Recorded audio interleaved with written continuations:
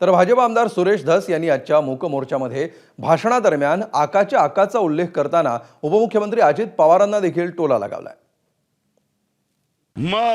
को लागला पाहिजे। एकदा अंदर गया ना, पोलिसांनी मोकामध्ये घातला ना, 5-4 वर्ष नमस्ते लंडन, पुन्हा हे माघारी येत नाहीत। आणि हा जो आका आहे ना, आका तर गेलाच पाहिजे, पण जर का आकाच्या आकाने काही यंटोबंडो केला असेल तर आकाचा आका सुद्धा नंबर लागू शकतो। आणि अजित दादा, क्या हुआ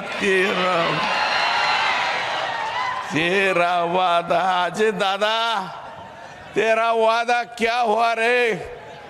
काय को इसको अंदर लिया? ये अंदर लेने का जैसा नहीं है। अरे तुमच्या स्वतःच्या जमिनीवर दुसरे लोक आणून विमा भरणं हा नवीन पॅटर्न ह्या परळेवाल्यांचा। आणि दादा क्या हुआ? दादा हे काय केलंय तुम्ही? तर अजितदादांना उद्देशून क्या हुआ तेरा वादा असा सवाल सुरेश धस यांनी विचारलाय। एबीपी माझा, उघडा डोळे बघा नीट।